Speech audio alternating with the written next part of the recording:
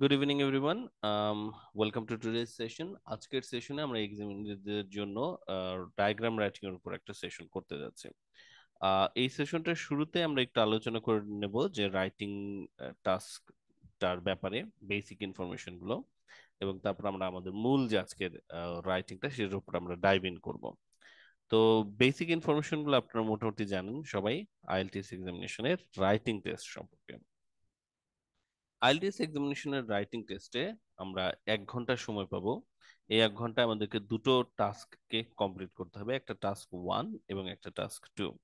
Task 1-এ আপনাদেরকে minimum 150 word লিখতে হবে 20 মিনিটের মধ্যে, আর টাস্ক 2-তে আপনাদের লিখতে হবে মিনিমাম 250 ওয়ার্ড 40 মিনিটসের মধ্যে। তো অবভিয়াসলি এই টাস্ক 1টাতে হচ্ছে আমাদের একটু স্কোর কম তুলনামূলকভাবে, বাট এটাকেও তো আমাদের আসলে 7 পেতে হবে যদি আমরা ওভারঅল একটা ভালো স্কোর করতে চাই। একাডেমিক যারা আছেন তাদের রাইটিং টাস্ক 1-এ কি কি ধরনের প্রশ্ন আসে আসলে একটু দেখা যাক বা মনে করা যাক।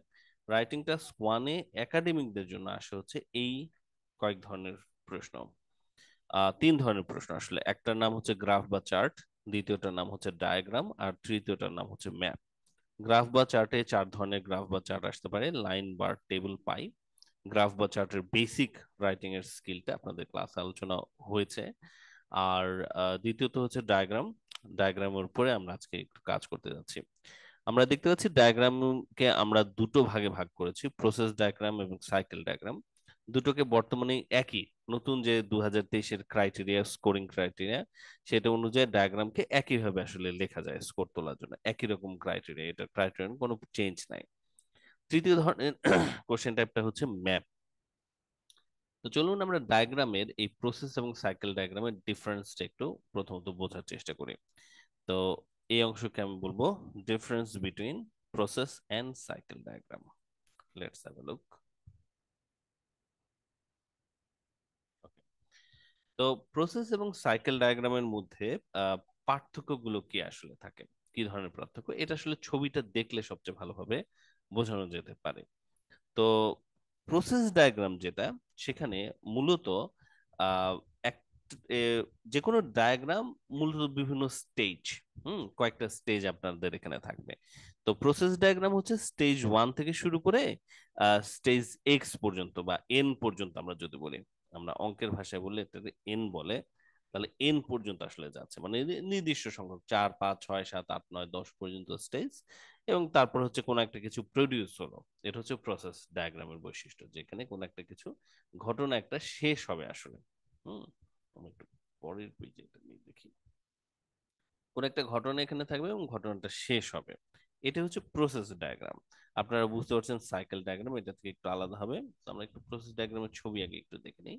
তো এখানে আপনারা দেখতে পাচ্ছেন, এখানে প্রথম একটা স্টেজ আছে, দের ইজ আ স্টেজ। এই যে এখানে স্টেজ থেকে শুরু হচ্ছে, এই স্টেজটা পরবর্তীতে কোথায় চলে যাচ্ছে, এখান থেকে শেষ করে এদিকে গিয়ে আমরা যদি তীর চিহ্নকে যদি ফলো করি, তাহলে আমরা দেখতে পাচ্ছি ডেলিভারিতে এসে এই প্রসেসটা শেষ হচ্ছে। তাহলে এটা হচ্ছে প্রসেস, রাইট? তো এটা একটা ডায়াগ্রাম, কিন্তু এটা প্রসেস, এখানে একটা কিছু মানে স্টার্টিং পয়েন্ট এবং এন্ডিং পয়েন্ট এখানে আছে। সো সাইকেল, বুঝতে পারছেন নাম থেকে বোঝা যাচ্ছে যে সাইকেলটা এই ঘটনাটা ঘটাবে না। সাইকেল যে জিনিসটা করবে সেটা হচ্ছে এরকম।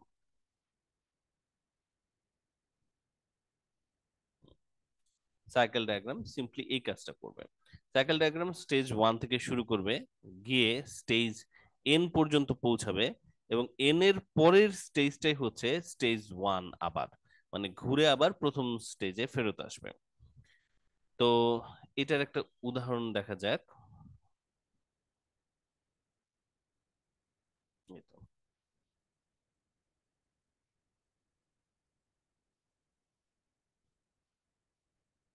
তো এখানে স্ক্রিনে আপনারা এখন যেটা দেখতে পাচ্ছেন সেটা হচ্ছে একটা প্রসেস ডায়াগ্রাম, কিন্তু তার স্টেজ 1 থেকে শুরু করে সে আবার মানে স্টেজ এন পর্যন্ত পৌঁছে আবার প্রথম স্টেজে চলে এসেছে, কোন একটা সাইকেল আর কি।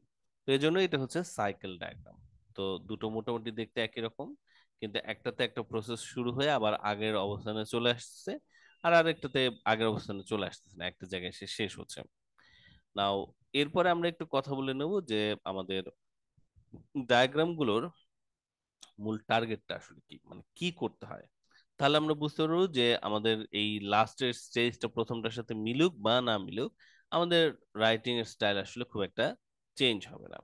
ওকে, সো টার্গেট ফর ডায়াগ্রাম।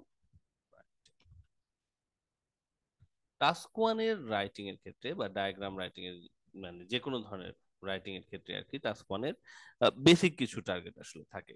তার মধ্যে ডায়াগ্রাম রাইটিং এর ক্ষেত্রে প্রথম টার্গেটটাই হচ্ছে মেনশন অর ডেসক্রাইব দ্য কি স্টেজেস। প্রধান স্টেজগুলোকে বর্ণনা করতে হবে, সবগুলো স্টেজকে যে করতে হবে সেটা ওরা চায়নি। আমাদের প্রধান স্টেজগুলোকে বর্ণনা করলেও চলবে। তো যদি অনেক বেশি স্টেজ হয় সেক্ষেত্রে আমরা হয়তো কিছু স্টেজকে সেক্ষেত্রে বাদ দিব। বাট যদি আমাদের স্টেজ খুব বেশি না হয়, তাহলে আমাদের আবার ওই যে 150 ক্রস করতে হবে। তো তো আমরা যদি সবগুলো স্টেজকেও বর্ণনা করি তবু এটাতে ভুল হবে না। মেনশন অর ডেসক্রাইব দ্য কি স্টেজেস। শো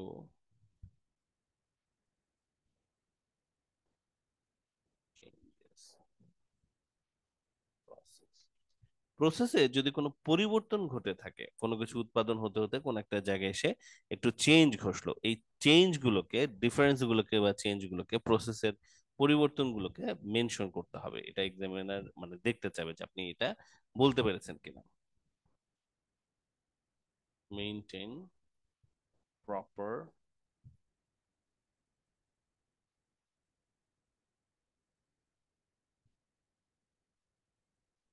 প্রসেস ডায়াগ্রামে কে ঘটছে, কি ঘটানো হচ্ছে, এই ক্ষেত্রে আপনার ক্লিয়ার কনসেপ্টটা থাকতে হবে যে এখানে কি ঘটনা ঘটছে। তো এটাকে বলে প্রপার সাবজেক্ট ভার্ব এগ্রিমেন্ট। মানে এই স্টেজে ঘটছে কি, কে ঘটাচ্ছে অথবা কার উপর ঘটছে, এই ব্যাপারগুলোকে আপনার ক্লিয়ারলি এক্সপ্লেন করতে হবে।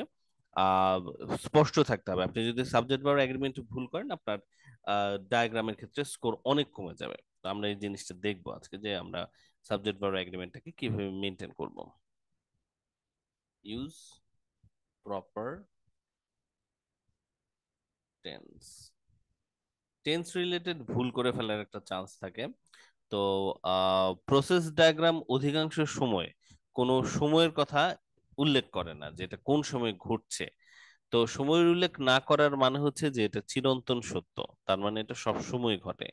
সো প্রসেস ডায়াগ্রামকে প্রেজেন্ট সিম্পল টেন্সে লিখতে হয়, কিন্তু ভয়েস, অ্যাক্টিভ এবং প্যাসিভ ভয়েসের মধ্যে পরিবর্তন আনতে হয় বলেই এখানে কিছু চ্যালেঞ্জ থাকে, যে আপনার লেখাটা আপনি যে টেন্সে ইউজ করছেন সেই টেন্স ব্যবহার করতে আপনার ভুল হয়ে যাচ্ছে কিনা। তো এই কয়েকটা জিনিস আপনাদের ডায়াগ্রামের ক্ষেত্রে টার্গেট হিসেবে দেখানো হয়, দেখতে হয় আর কি। তো এটা আমরা একটু দেখে রাখবো। দেন আমরা হচ্ছে মূল রাইটিং এর ব্যাপারে চলে যাব। ঠিক আছে, So আমরা টার্গেটটাকে দেখে রাখলাম। মেনশন অর ডেসক্রাইব দ্য কি স্টেজেস, প্রধান স্টেজগুলোকে মেনশন করা। আমাদেরকে চেঞ্জটাকে, প্রসেসের চেঞ্জটাকে বর্ণনা করতে হবে, এবং সাবজেক্ট ভার্ব এগ্রিমেন্টকে ঠিকঠাক রাখতে হবে, টেন্সে ভুল করা যাবে না। এটাই হচ্ছে মূলত আমাদের আলোচনা।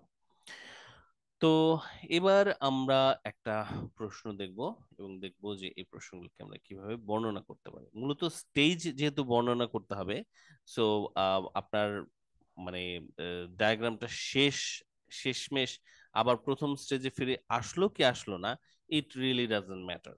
কারণ আপনি হচ্ছে আসলে প্রধান স্টেজগুলোকে বা সবগুলো স্টেজগুলোকে বর্ণনা করাটাই হচ্ছে টার্গেট। তো সেক্ষেত্রে আপনার যদি দেখেন স্টেজগুলো কম আছে, সবগুলো স্টেজকে আপনার হয়তো বর্ণনা করে দিতে হবে। আর প্রসেসের কোনো চেঞ্জ ঘটলো কিনা সেটাকে মেনশন করে দিতে হবে। তো এটা নিয়ে আমরা কিছু প্ল্যান করব। তো চলুন আমরা একটু দেখি যে প্ল্যানিংটা কি হবে। আমরা একটা ছবি দেখে নিই আগে। সো এটা একটা ডায়াগ্রাম। আমরা একটু এই ডায়াগ্রামটাকে দেখব প্রথমে, এবং আমরা এটাকে বুঝে বুঝে নেওয়ার চেষ্টা করব। সো আমরা যদি পড়া শুরু করি, এই পর্যায়ে আমি আপনাদেরকে আবার আনমিউট করার অপশনটা দিচ্ছি। আপনারা একটু খেয়াল রাখবেন আপনাদের কারো কারো মানে আনওয়ান্টেড আনমিউট করে ফেললে অন্যদের প্রবলেম যেন না হয়। ওকে, প্রশ্ন করতে পারবেন আপনারা ইন ফ্রম নাও অনওয়ার্ড, যে কোনো ক্ষেত্রে আপনারা প্রশ্ন করতে পারবেন। সো রাইটিং টাস্ক মানে প্রথমে আমরা যদি টপিকটাকে দেখি সবাই, right? So the diagram below shows how geothermal energy is used to produce electricity. Geothermal জিনিসটা কি? এনিওয়ান, কেউ কি জানেন জিওথার্মাল জিনিসটা কি? জিও শব্দটা কোন শব্দের সাথে কানেক্টেড? জিও, ওকে, ভূমির সাথে না? মাটি, জ্যামিতি। জিওগ্রাফির সাথে কানেক্টেড, হ্যাঁ। জিও মানে হচ্ছে মাটি। থার্মাল শব্দটা কার সাথে কানেক্টেড? থার্মাল শব্দটা কোথায় শুনেছেন? থার্মোমিটার। হুম, তাপমাত্রার সাথে, তাই না? তাহলে তাপমাত্রা। হ্যাঁ, তাহলে জিওথার্মাল এনার্জি মানে হচ্ছে মাটির নিচের তাপমাত্রাকে ব্যবহার করে যে এনার্জিটা প্রডিউস করা হয় সেটাকে বলে জিওথার্মাল এনার্জি। সো এটা আমরা আজকে একটু দেখবো। এটাকে ইউজ করে ইলেকট্রিসিটি উৎপাদন করা পসিবল, এবং অনেক জায়গায় হয়তো ইলেকট্রিসিটি উৎপাদন করেও। তো নিচের ডায়াগ্রামটা ওটাই দেখাচ্ছে যে কিভাবে জিওথার্মাল এনার্জিকে ইউজ করে আহ ইলেকট্রিসিটিকে প্রডিউস করা যেতে পারে। এটা আমাদের টপিক সেন্টেন্স।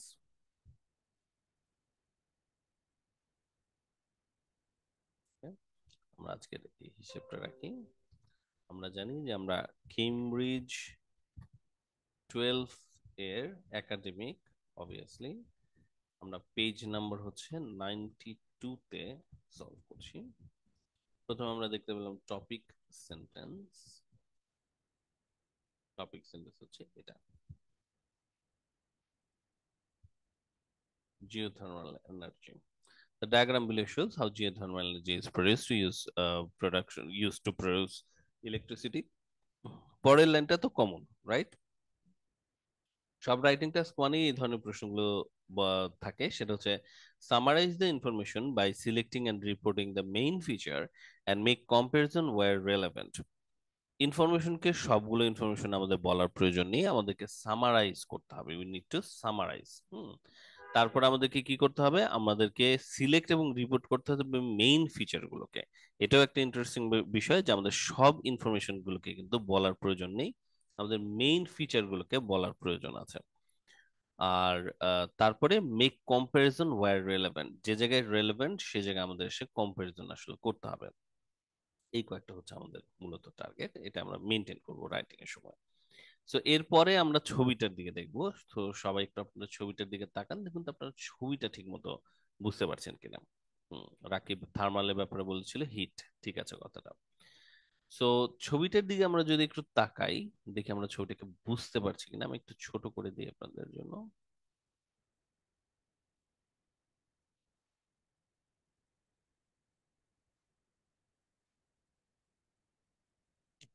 এই তো, এই ছবিটাকে আমরা একটু অ্যানালাইজ করে দেখতে পারি। সব আপনারা স্টেপ বাই স্টেপ এটাকে আমরা একদম ভেঙে ভেঙে বুঝে নেওয়ার চেষ্টা করব।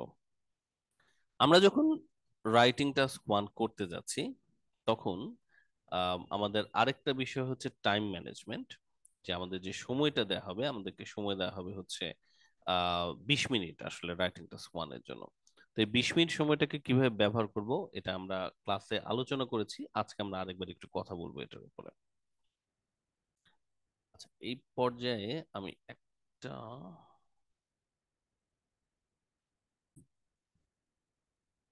ওকে, সো আমরা 20 মিনিট যে সময়টা পাবো তার ভিতর আমরা টপিক এবং এই ছবিটা বুঝে নেব, নিয়ে আমাদেরকে একটু প্রিপারেশন নিয়ে নিতে হবে প্যারাগ্রাফিং এর উপরে। তো ওটা আমরা একটু দেখবো, তার আগে একটু ছবিটা আমরা একটু দেখে নিই, তাহলে আমরা বুঝতে পারবো যে কিভাবে আমাদেরকে আসলে প্রিপারেশনটা নিতে হবে। Let's have a look at that picture. So এটা বলছে, এটার নাম হচ্ছে জিওথার্মাল প্ল্যান্ট। আমরা যদি ওপর থেকে দেখা শুরু করি, হোয়াট ইউ ক্যান সি, এখানে লেখা আছে জিওথার্মাল পাওয়ার প্ল্যান্ট, তাই না? উপর থেকে লেখা আছে। সুবিধাজনক একটা ব্যাপার হলো ওরা এখানে নাম্বারিং করে দিয়েছে স্টেপ গুলো, তাহলে এই নাম্বারিং গুলোকে আমরা ফলো করব। হুম, একদম অধিকাংশ সময় নাম্বারিংটা করা থাকবে, যেটা ধরে ধরে আপনি ফ্লোটা বুঝতে পারবেন যে কোনটার পরে কোনটা আসলে বলতে হবে। তো আমরা একটু দেখি, প্রথমে দেখাচ্ছে 1 নম্বরে কোল্ড ওয়াটার। এটা তো জিওথার্মাল, তার মানে কিন্তু তাপমাত্রার কিছু একটা ব্যাপার আছে। কিন্তু আমরা প্রথমে দেখতে পাচ্ছি কোল্ড ওয়াটার। সবাই একটু খেয়াল করুন কোল্ড ওয়াটারটা, তারপর তীর চিহ্ন বলছে কোল্ড ওয়াটার পাম্প ডাউন কত কিলোমিটার, 4.5 কিলোমিটার সেকেন্ড স্টেজ এসে। সেকেন্ড স্টেজটা কি? সেকেন্ড স্টেজ হচ্ছে যে ইনজেকশন ওয়েল। ইনজেকশন মানে কি, ওয়েল মানে কি? এনিওয়ান, ইনজেকশন মানে কি আর ওয়েল মানে কি কারা জানা আছে? ইনজেকশন, আপনার কোনদিন ইনজেকশন দেন নাই? কেউ ইঞ্জেকশন দেয় নাই? ওকে, ঠিক আছে। কেউ এখানে ইঞ্জেকশন দেয় নাই। ইঞ্জেকশন মানে হচ্ছে ঢুকিয়ে দেয় আর কি, রাইট? ইনসার্ট। আর ওয়েল শব্দটার মানে কি? ওয়েল মানে ওয়েল জানো শব্দ কি হচ্ছে কারো? ভালোভাবে। কূপ স্যার, কূপ। ওয়েল মানে ভালোভাবে, এখানে ওয়েল। আফরিন কি বললেন? এখানে কূপ। ওয়েল মানে কূপ স্যার। সাদিয়া কুয়া। বললেন কুয়া। হ্যাঁ, কুয়া। তো এটা আসলে দেখতে কুয়ার মতোই, রাইট? এটা দেখতে কুয়ার মতো লাগছে। ইনজেকশন ওয়েল হচ্ছে এই কুয়াগুলোকে ওরা বোঝাচ্ছে। এই 2 নম্বরে ওরা আসলে দেখাচ্ছে এইগুলোকে। আমি দেখি কালারটা চেঞ্জ করি, লাল কালার হলে হয়তো দেখতে সুবিধা হবে। এইটাকে ওরা বলছে হচ্ছে ইনজেকশন ওয়েল। হ্যাঁ, এইখান থেকে এইখান পর্যন্ত তো আসলো, পাম্প ডাউন হলো নিচে, হওয়ার পরে এখানে ওরা ইনজেকশন ওয়েল দিয়ে ভেতরে দিয়ে দিচ্ছে। হুম। তো কোল্ড ওয়াটার উপর থেকে ইনজেকশন ওয়েল হয়ে এই জায়গায় চলে আসবে। এই জায়গাটার নাম আসলে কি? এই জায়গাটার নাম হচ্ছে জিওথার্মাল জোন বা হট রকেট। এর মানে হচ্ছে কি, মাটির নিচে এই কিছু পৃথিবীর কিছু কিছু জায়গা আছে যেখানে মাটির এতখানি নিচে খুব গরম, মানে পাথর, উত্তপ্ত পাথর ওখানে থাকে। এটা বিভিন্ন এলাকায় হতে পারে, বিশেষ করে হয় ঠান্ডা এলাকায়। উপর দিয়ে বরফ কিন্তু মাটির নিচে প্রচন্ড উত্তপ্ত জায়গা। এটা আপনারা তো সামনে কানাডা যাবেন, আপনারা দেখবেন হাডসন বের আশেপাশে এই জায়গাগুলো আছে। সো দেখা যায় যে মাটির নিচে সালফার সমৃদ্ধ রক মানে পাথর থাকে, তো ওটা হচ্ছে প্রাকৃতিক কারণে বিক্রিয়া করে বেশ উত্তপ্ত অবস্থায় থাকে। প্ল্যানটা হচ্ছে যেটা, সেটা হচ্ছে এই ঠান্ডা পানি, যেহেতু ঠান্ডা এলাকা, ঠান্ডা পানিগুলোকে 4.5 কিলোমিটার নিচে নামিয়ে ইনজেকশন ওয়েল দিয়ে ওরা হচ্ছে জিওথার্মাল জোনে দিয়ে দেবে।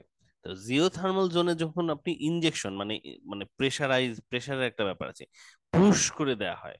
শুধু এটা সাধারণ কোনো ওয়েল না, এটা ইনজেকশন ওয়েল।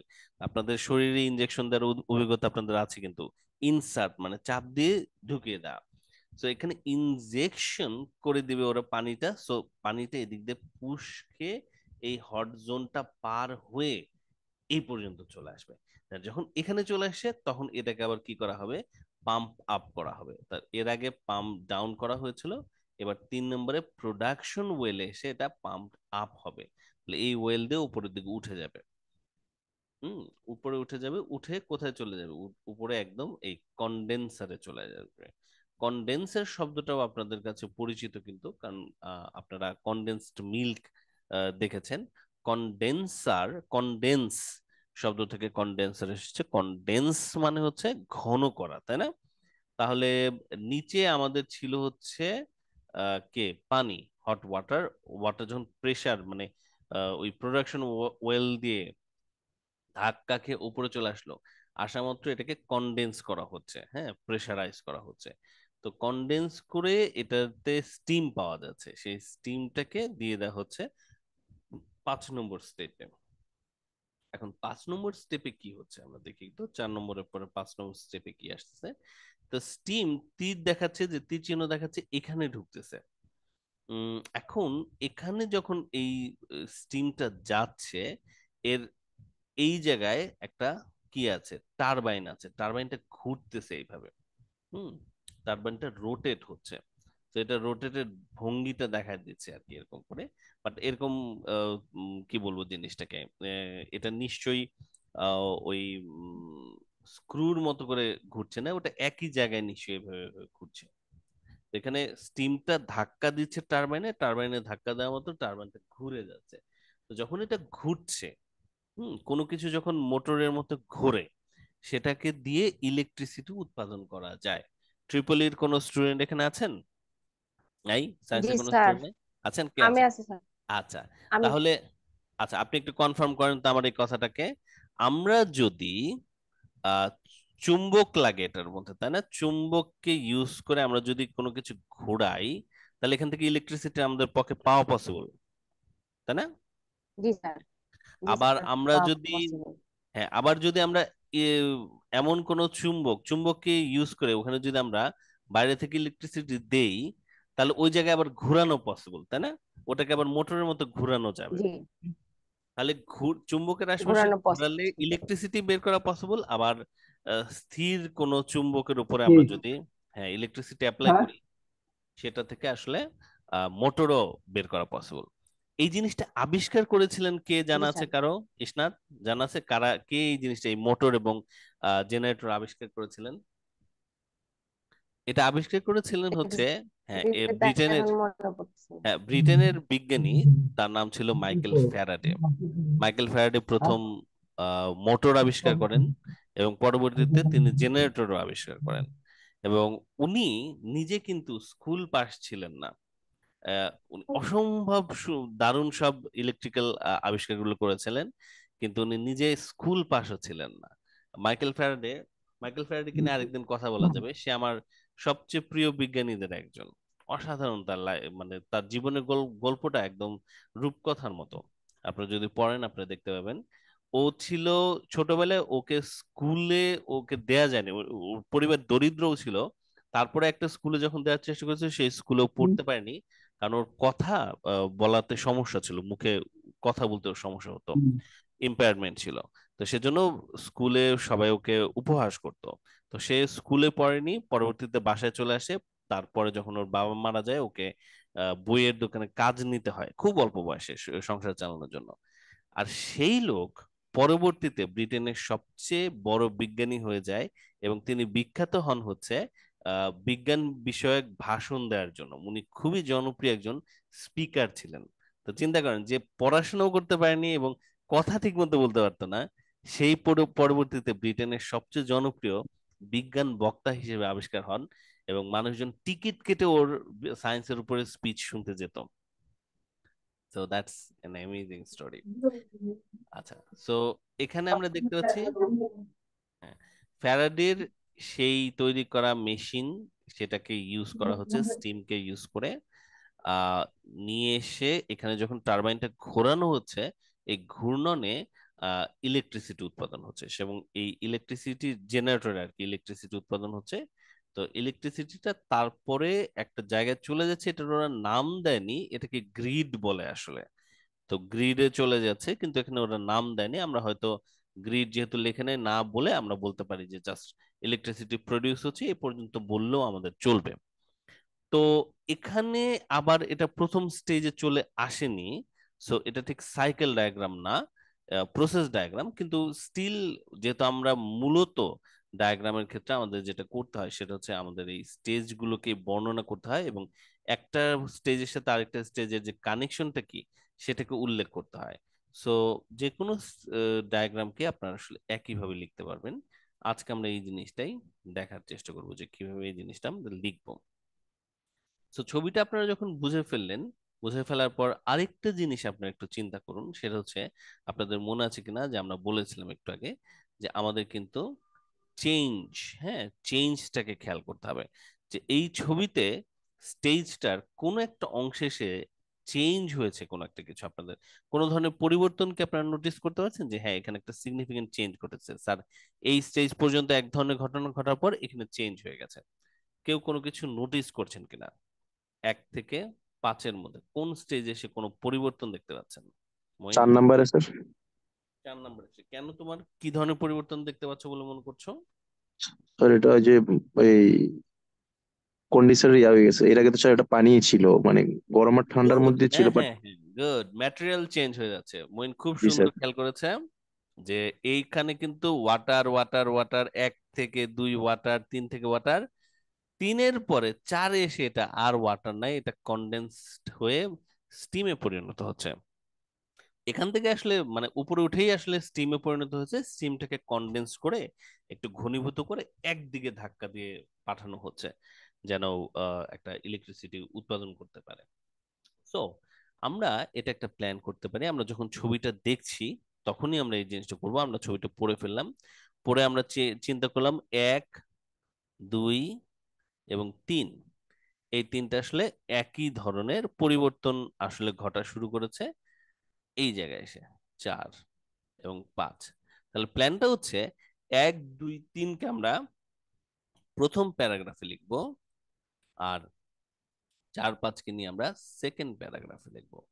এটা হচ্ছে প্যারাগ্রাফিং করার প্ল্যান আর কি, যে চেঞ্জ কোথায় হলো স্টেজগুলো, ওই চেঞ্জকে খেয়াল করে আপনারা স্টেজগুলোকে দুটো অংশে ভাগ করে ফেলবেন, তাতে আপনারা প্রথম প্যারাগ্রাফ এবং সেকেন্ড প্যারাগ্রাফটা পেয়ে যাবেন।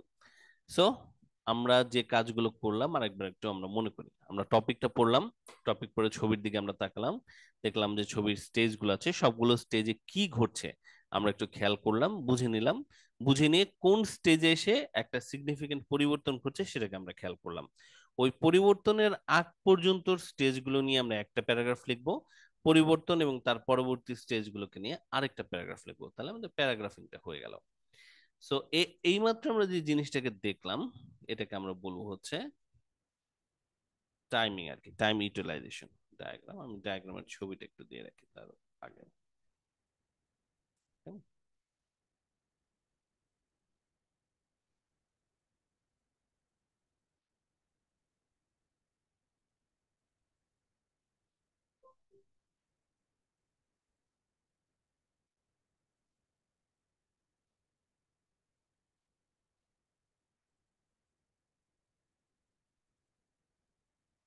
এই তো।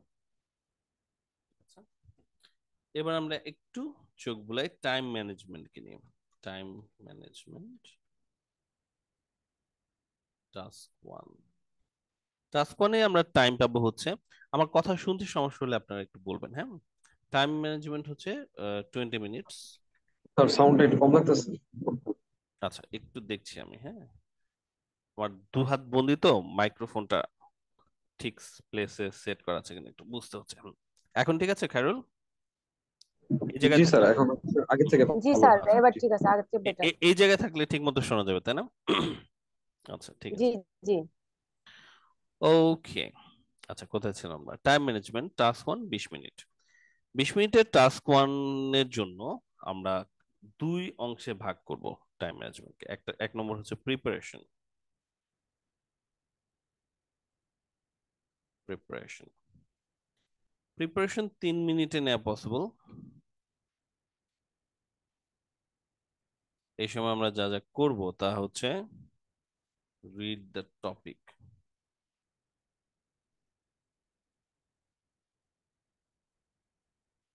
ইলাস্ট্রেশন ভালো করে আমরা দেখব, divide the illustration for two body paragraph. ইলাস্ট্রেশনকে আমরা দুটো বডি প্যারাগ্রাফের জন্য ভাগ করব। সেকেন্ড কাজ হচ্ছে রাইটিং,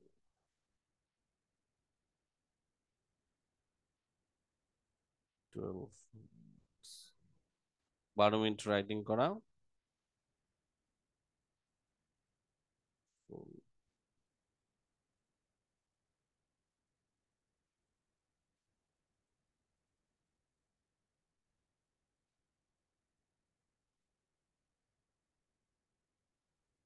রিকোয়ারমেন্টস গুলোকে মিট করবো আমরা এই সময়। এ পর্যন্ত করার পরে আমাদের রাইটিংটা শেষ হবে। লাস্ট অংশ হচ্ছে রিভিশন। রিভিশন আমরা দিতে পারবো হচ্ছে 2 মিনিট। Okay. না, আমরা আসলে বেশি সময় দিতে পারবো, সরি, এটা 15 মিনিট আমরা রাইটিং করতে পারবো। 2 মিনিট।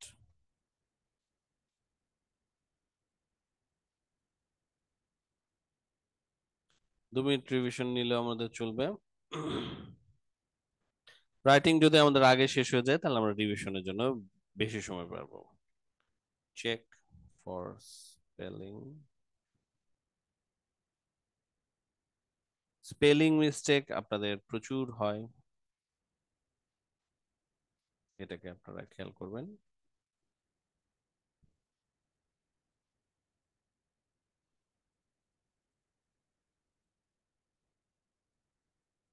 সাবজেক্ট ভার্ব এগ্রিমেন্ট ঠিক আছে কিনা, আপনাদের সিঙ্গুলার সাবজেক্ট গুলো সব কি সিঙ্গুলার ভার্ব পেয়েছে, আপনাদের টেন্স গুলো কি ঠিক আছে, এরকম ছোটখাটো জিনিসগুলো আপনাদেরকে খেয়াল করতে হবে।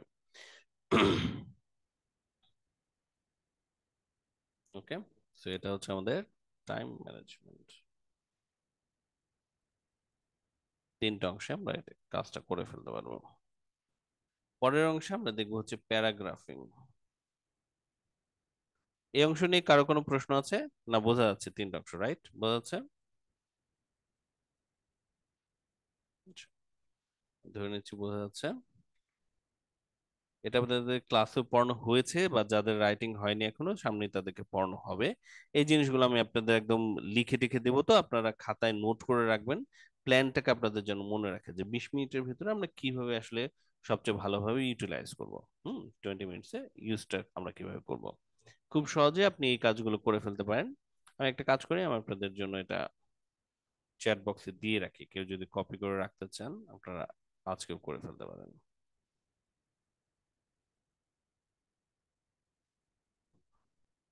ঠিক আছে, ওকে। সো এবার প্যারাগ্রাফিংটা খুব সোজা। আসলে প্যারাগ্রাফিং আমরা কয়টা প্যারাগ্রাফ লিখবো এটা হচ্ছে মূল প্ল্যান। খুবই সোজা। এটা আমরা একটা ইন্ট্রোডাকশন লিখবো, আমরা বডি প্যারা 1 লিখবো, এবং লিখবো বডি প্যারা 2।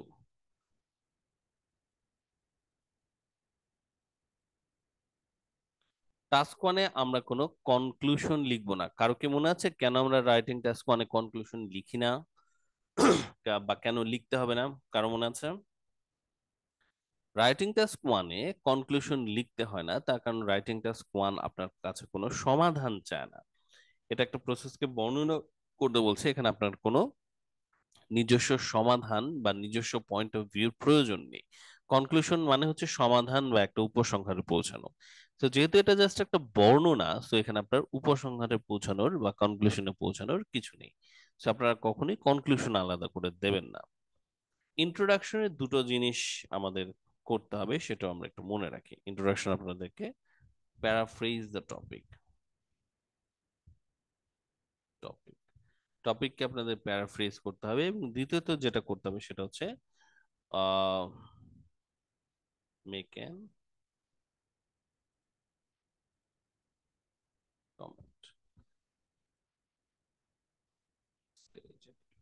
স্টেজগুলোর ব্যাপারে একটা ওভারঅল কমেন্ট করতে হবে। রাইটিং টাস্ক ওয়ানের স্কোরিং ক্রাইটেরিয়ার ক্লাসটা আপনারা যদি করে থাকেন, আপনারা নিশ্চয়ই ওখানে জানেন যে ওভারভিউর উপরের স্কোর আছে। আসলে টাস্ক অ্যাচিভমেন্টে ওভারভিউ আপনি দিতে পারছেন কিনা তার উপর একটা স্কোর আছে। So it's very important that you make a overall comment about the stages. আমি আপনাদের আজকে এটা দেখাবো, সো দেখলে আশা করি আপনাদের মনে থাকবে পরবর্তীতে। বডি প্যারা ওয়ানে আমরা যেহেতু স্টেজ নিয়ে লিখছি, describe stage,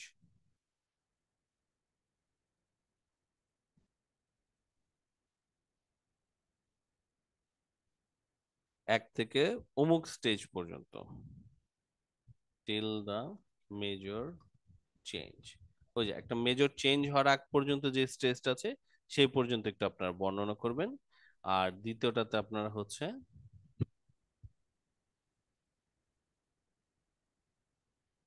describe the stage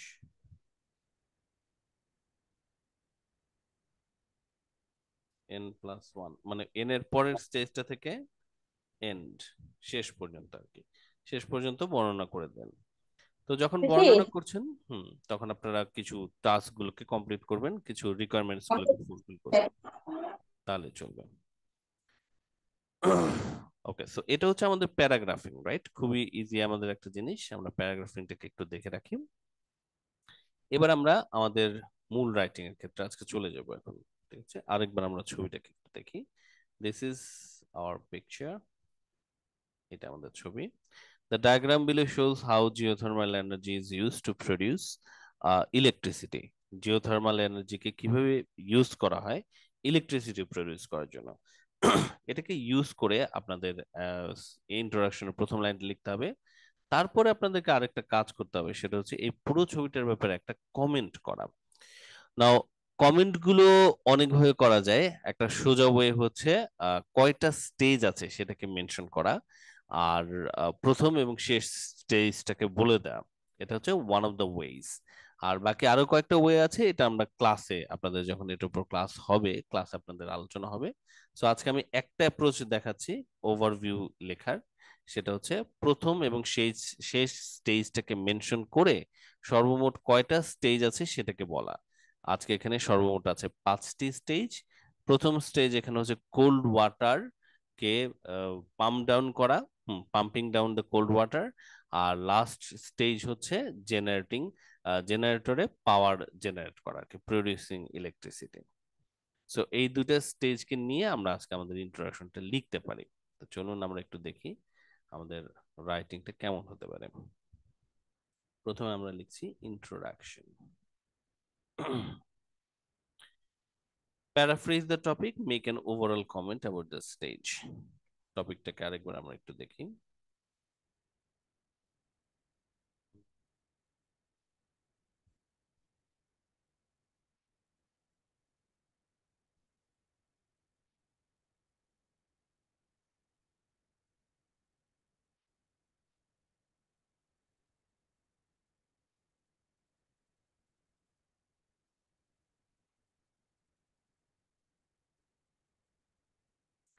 The diagram below shows, আপনি এটাকে ঘুরিয়ে লিখতে পারেন, ডায়াগ্রামের বদলে দা সাপ্লাইড সাপ্লাইড ডায়াগ্রাম। এখন এই ডায়াগ্রামটা আবার একটা প্রসেস ডায়াগ্রাম, সাইকেল ডায়াগ্রাম না। তো যেহেতু আপনি এটা জানেন, আপনি চাইলে এখানে প্রসেস কথাটাও দিয়ে দিতে পারেন। The supplied process diagram. Below কথাটা কখনোই আপনারা আপনাদের ইন্ট্রোডাকশনে লিখবেন না, কারণ আপনাদের ইন্ট্রোডাকশনের নিচে কোনো ছবি দেয়া থাকবে না। আপনারা চলে যাবেন শোজ, এটাকে মডিফাই করার ক্ষেত্রে। তো এখানে শোর বদলে বা কি লেখা যেতে পারে, ডায়াগ্রামের বদলে কি লেখা যেতে পারে, এটার উপরে আমার একটা বই আছে। সো ওই বইটা আপনাদের রাইটিং এর সেশনের সময় শেয়ার করার কথা, শেয়ার বোধহয় করেছি আপনারা যারা রাইটিং করেছেন তাদেরকে। আর যারা রাইটিং করেননি এখনো, রাইটিং ক্লাস আপনারা বইটা পেয়ে যাবেন, ওখানে প্যারাফ্রেজ এবং ভোকাবুলারিজ গুলো আছে। তো সেখান থেকে শোজের বদলে আপনি যে কোনো একটা ভোকাবুলারিকে চুজ করতে পারেন। আমি আজকে হয়তো চুজ করলাম, কোনটা চুজ করবেন? কেউ রাইটিং এর ক্লাস করেছেন? ডায়াগ্রাম শোজ এর বদলে কি লেখা যেতে পারে? Sir, illustrate or depicts anything. Illustrates, স্ট্রেটস, ইলাস্ট্রেটস আপনি দিলেন কারণ এখানে শোজ লেখা আছে। সাবজেক্ট সিঙ্গুলার থাকলে ভার্বের সাথে এস হয়। সাবজেক্ট ভার্ব এগ্রিমেন্ট খুবই জরুরি জিনিস, সেটা আপনারা মেনশন করবেন। The supplied process diagram illustrates information about, দুটো শব্দ আমরা অ্যাড করি, ইনফরমেশন অ্যাবাউট, এটা আমরা অ্যাড করি হচ্ছে কোহেরেন্সটা ক্লিয়ার রাখার জন্য, ক্ল্যারিটি। আপনি কি বলতে চাচ্ছেন সেটা যেন এক্সামিনার স্পষ্ট বোঝে, তাই আমি ইনফরমেশন অ্যাবাউট কথাটাকে বললাম। How geothermal energy is used to produce electricity. How geothermal energy is used, এই কথাটাকে প্যারাফ্রেজ করা আমাদের পসিবল। আমরা বাক্যাংশে যাওয়ার আগে একটু প্যারাফ্রেজিং থেকে দেখে রাখি। হাউ এন, ধরুন এন হচ্ছে একটা আমাদের সাবজেক্ট। আচ্ছা, সাবজেক্টে লিখি, হাউ সাবজেক্ট ইজ ভার্বের 3 past participle.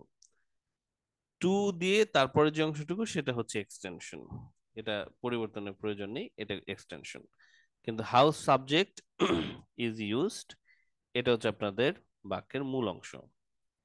How subject is ভার্বের 3, এটা হচ্ছে প্যাসিভ ভয়েসে লেখা একটা সেন্টেন্সের স্ট্রাকচার।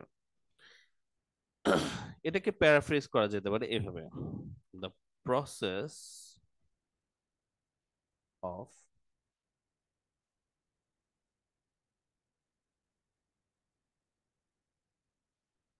verb ing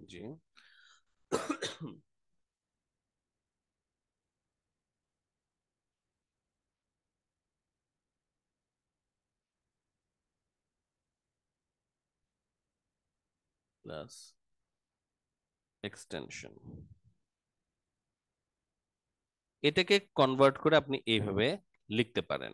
না, এই যে লাইনটা আপনার তৈরি হলো, সেই লাইনটাকে, এটাকে বলে হচ্ছে আমাদের incomplete clauses.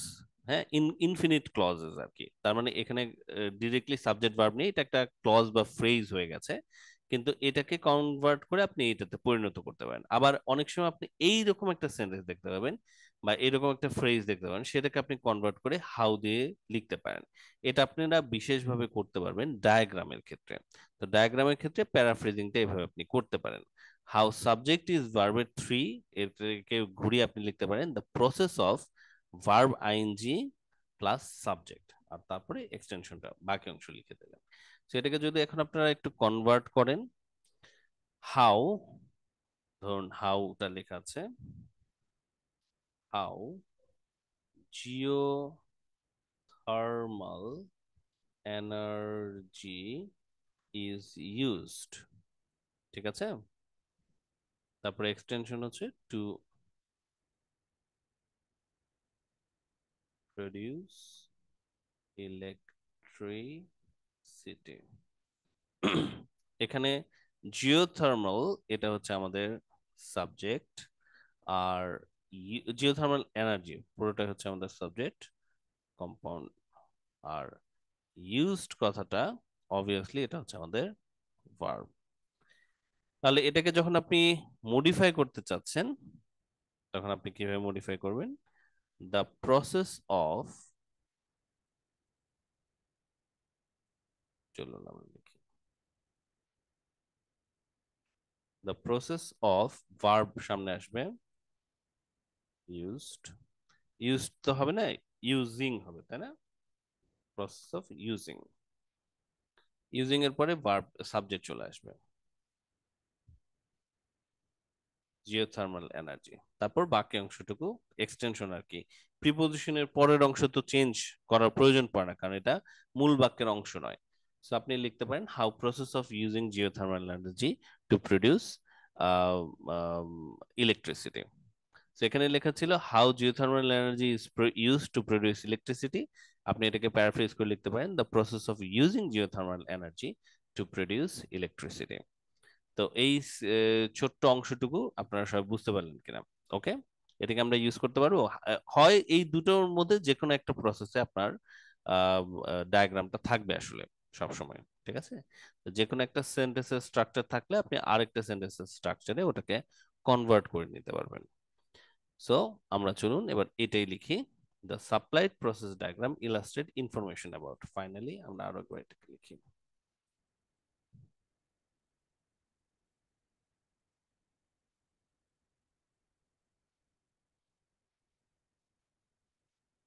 the supplied process diagram illustrate information about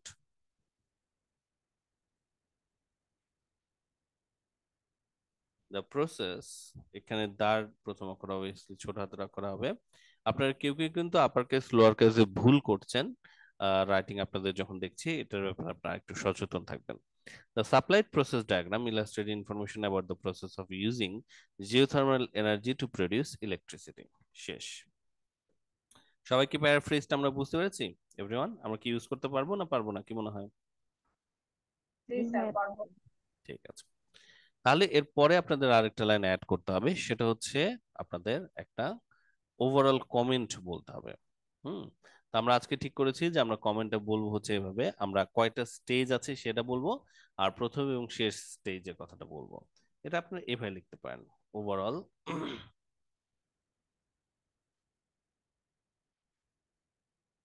the diagram contains 5 stages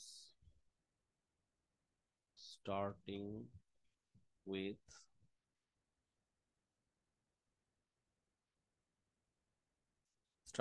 cold water, pumping down cold water, ending with producing বা generating electricity। এর সাথে সাথে আপনাদের ইন্ট্রোডাকশনটা শেষ। This is the introduction. এখন তো আমরা সবাই বুঝতে পারলাম কিনা, what do you think? The supplied process diagram illustrates information about the process of using geothermal energy to produce electricity. Overall, the diagram contains 5 stages, starting with pumping down cold water and ending with producing electricity. সোজা কঠিন বায়বীয় কি মনে হচ্ছে সবার কাছে? ইন্ট্রোডাকশনটা কেমন মনে হচ্ছে? কঠিন লাগছে? No, sir, it was easy, but one thing is that the stuff you mentioned 2 times process. Instead of that, can I use the supply diagram illustrates information about the process only instead of using in the first sentence the process? বাদ দিয়ে দিলাম, শুধু supply diagram লিখলেও তো হয় sir, কারণ এরপর তো আবার প্রসেস আমরা ইউজ করতেছি। ও, প্রসেস শব্দটা বাদ দিতে চাচ্ছেন কিনা? আচ্ছা, এটা হ্যাঁ নিয়ে স্যার, আলোচনা হয়ে গেছে। দুইবার এটা হয়ে আসলে গেছে। হ্যাঁ, এটা আমি শুরুতে বলেছি, এটা আসলে ঐচ্ছিক ছিল। হ্যাঁ, এটা বলা হয়ে গেছে যে এটা না দিলেও চলবে। হুম। আর কিছু আর বাকি অংশ, মূল না, অংশটুকু একটু খেয়াল ইটস করুন। এই যে ফাইন। হ্যাঁ, এই কনভার্সনটা আপনারা করতে পারবেন কিনা, রাইট? আমরা দেখবেন যে অধিকাংশ সময় এই দুই সেন্টেন্সের যে কোনো একটা ভার্সন আপনাদের থাকবে। সো আপনারা কিন্তু একটা না একটা কনভার্সন, সেন্টেন্সের ভেরিয়েশন ইউজ করতে পারবেনই আসলে।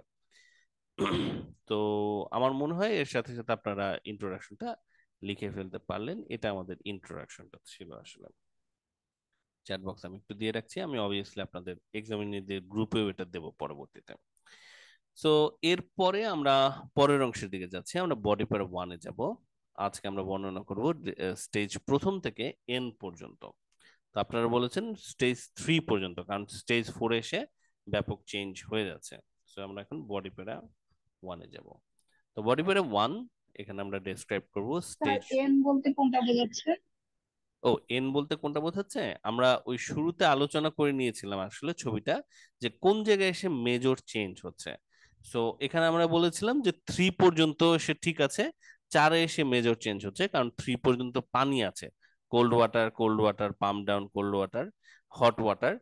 4-এ এসে এটা স্টিমে পরিণত হচ্ছে। তাহলে 1, 2, 3 এই তিনটা স্টেজকে আমরা একসাথে রাখবো। তার মানে এখানে আমি লিখবো হচ্ছে 3।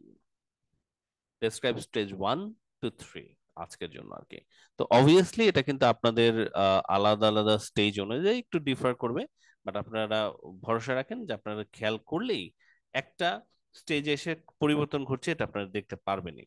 এবং এখানে মার্জিন অফ এরর আছে, মানে আপনি 3 নম্বরকে বলছেন আর আরেকজন হচ্ছে 2 নম্বরকে বললো, এক্সামিনার কিন্তু স্কোর কাটবে না যদি ভয়াবহ ধরনের কোনো ভুল না হয়, যে মানে ওখানে কোনো পরিবর্তনই হয়নি তবুও সে 2 পর্যন্ত লিখছে, তাহলে হয়তো কিছুটা স্কোর কাটবে, বাট আদারওয়াইজ স্কোর কাটবে না। আপনি যদি মোটামুটি একটা পরিবর্তন পর্যন্ত রাখতে পারেন একটা প্যারাগ্রাফে, তাহলে আপনার স্কোরটা আসলে চলে আসবে। সো বডি প্যারা 1-এ আজকে আমরা 1 থেকে 3 পর্যন্ত বর্ণনা করব। সো এই বর্ণনার আগে আরেকবার আমাদেরকে একটা ছোট্ট কাজ করে নিতে হবে, সেটা হচ্ছে যে গ্রাফের স্টেজ বর্ণনা কিভাবে করতে হয় সেটা আমাদেরকে একটু দেখে ফেলতে হবে। সো চলুন আমরা একটু দেখি, একটু আলোচনা করে নিই গ্রাফের স্টেজগুলোকে বর্ণনা কিভাবে করতে হয়। এটা আমরা হচ্ছে টাইম ম্যানেজমেন্টের সেশনটার আগে আমরা দেখব। সো আমরা যে কোনো একটা স্টেজকে দেখি, দেখি যেখানে কি হচ্ছে। লেটস সি 1 নম্বর স্টেজটাকে আমরা একটু দেখি। তো এটা আমাদের 1 নম্বর stage. This is our stage 1। এটাকে আমি বলবো হচ্ছে গ্রাফ আন্ডারস্ট্যান্ডিং।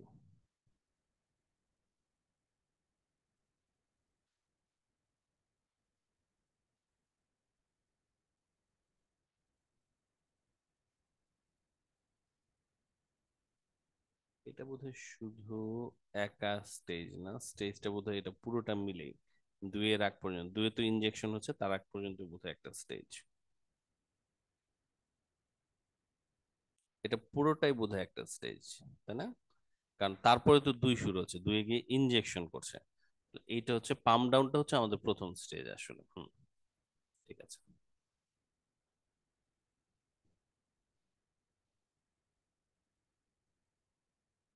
হুম,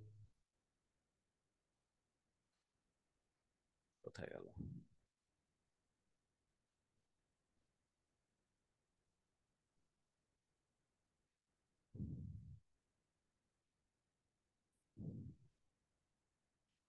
আপনারা এই স্টেজটার দিকে সবাই একটু তাকান।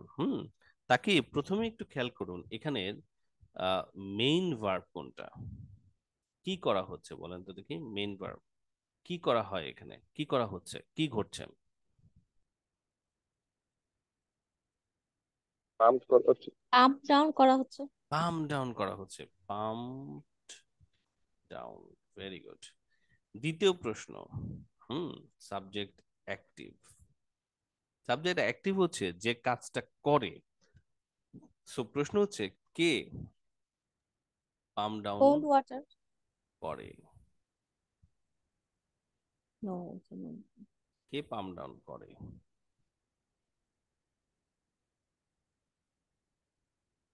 সবাই বলেন তো দেখি, কে পাম্প ডাউন করে?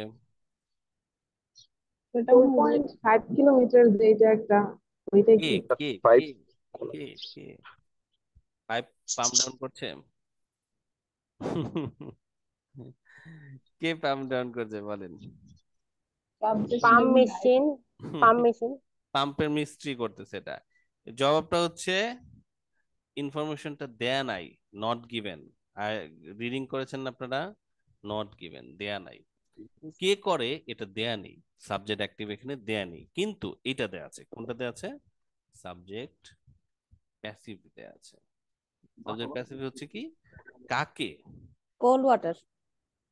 পাম্প ডাউন করা হয়। এই তো, কাকে pump cold down, water.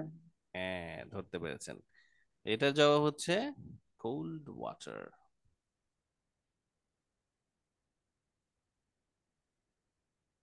Cold. Maximum ডায়াগ্রামে এটা প্রযোজ্য হবে। হ্যাঁ, ডায়াগ্রাম গুলোতে সাধারণত কে কে করে করে এটা থাকে এটা কিন্তু না। উল্লেখ করা থাকে না, কে করে এটা উল্লেখ করা থাকে না, থাকে হচ্ছে সাবজেক্ট প্যাসিভ। হুম। তো এবার সাবজেক্ট প্যাসিভ যদি আমরা পাই, তাহলে এটাকে কিন্তু আমাদেরকে কোন ভয়েসে লিখতে হবে? ভয়েসটা হবে হচ্ছে passive voice. Passive voice. Passive voice. এবার চিন্তা করুন তো, এটা কোন টেন্সে আমাদেরকে বর্ণনা করতে হবে? টেন্স। Present simple. কেন প্রেজেন্ট সিম্পল? কারণ এখানে কোনো সময়ের উল্লেখ নাই। সময়ের উল্লেখ নাই। কোন সময় করা হচ্ছে এটা সময়টা উল্লেখ করা নাই কিন্তু। তো আমরা জানি, যেহেতু সময়ের উল্লেখ নাই, আমরা ধরে নিতেই পারি এটা সব সময়ের জন্য সত্য। হ্যাঁ, অলওয়েজ ট্রু। এটা হচ্ছে প্রেজেন্ট সিম্পল টেন্স। কেন? বিকজ স্যার এটা কি সব ইয়েতেই কি সেম ইয়ে, যে সময় না না, থাকলে হ্যাঁ প্রেজেন্ট সব টেন্সে ক্ষেত্রে, হবে? হ্যাঁ এটা কমন নলেজ আর কি। যদি সময় উল্লেখ না করা থাকে কোনো ঘটনা, তাহলে সেই ঘটনাটাকে আসলে প্রেজেন্ট সিম্পল টেন্সে বলতে হবে। কারণ সময় উল্লেখ করা না মানে এটা আসলে কি, ধরেন এনিওয়ান, আপনারা একটু চিন্তা করেন যে আমি আপনাদেরকে বললাম যে আমি পড়াই স্টুডেন্টদেরকে। তো তার মানে আমি সবসময় পড়াই, এখন সবসময় পড়াই মানে হচ্ছে চিরন্তন সত্য। এই চিরন্তন সত্য আপনারা ছোটবেলায় পড়েছেন, কোন টেন্সে লিখতে হয়? Present simple present. টেন্সে। হ্যাঁ, প্রেজেন্ট ইনডিফিনিটটা এখন আর বলা হয় না, এখন প্রেজেন্ট সিম্পল। সিম্পল বলা হয়, কারণ প্রেজেন্ট ইনডিফিনিট সিম্পল। কথাটার আরো মিনিং আছে। হ্যাঁ, তো সিম্পলটাই বেটার। Is not mentioned. এখন আপনাদেরকে কিন্তু আরো জানতে হবে যে প্রেজেন্ট কন্টিনিউয়াস টেন্স মানে কি, কোন ক্ষেত্রে প্রেজেন্ট কন্টিনিউয়াস টেন্স ইউজ করতে হয়, কোন টেন্সে প্রেজেন্ট পারফেক্ট টেন্স ইউজ করতে হয়, টেন্সের কখন পাস্ট সিম্পল এবং কখন পাস্ট কন্টিনিউয়াস ইউজ করতে হয়। টেন্সের ব্যবহারগুলোর এই পার্থক্যগুলো আপনারা জানা থাকলে আপনাদের রাইটিং গুলো ঠিক টেন্সে হবে। তাহলে এবার আপনারা দেখতে পাচ্ছেন প্রেজেন্ট সিম্পল টেন্সের প্যাসিভ ভয়েসে আপনাদেরকে লিখতে হবে। তার মানে স্ট্রাকচারটা কি হবে? এখন প্রেজেন্ট সিম্পল টেন্সের প্যাসিভ ভয়েসের স্ট্রাকচার হচ্ছে এইটা, subject passive plus auxiliary verb, verb. তাই না? Am, auxiliary. Is, am is are. Are, তারপর ভার্ব থ্রি। ভার্বের। Was were. ভার্বের ভার্ব পাস্ট ভার্বের থ্রি। ক্ষেত্রে পার্টিসিপল আই। Verb three.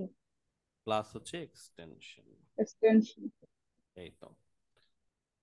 তাহলে এবার আমরা যদি একটা সেন্টেন্সকে ভাবি, তাহলে প্রথম সেন্টেন্সটাকে আমরা যদি ভাবি, এটার সাবজেক্ট প্যাসিভ হচ্ছে কোল্ড ওয়াটার, তাই না? Cold water.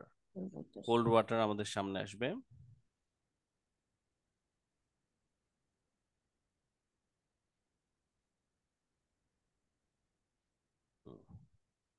Cold water is হবে না ইজ। আর হবে?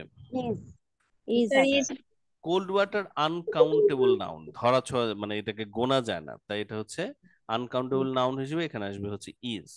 কোল্ড ওয়াটার ইজ, তারপর ভার্বের পাস্ট পার্টিসিপল, পাস্ট পার্টিসিপল দেয় Pumped. আছে, হ্যাঁ পাম্প ডাউন, Pump down. ভার্বের পাস্ট পার্টিসিপল দেয় আছে, is pump down.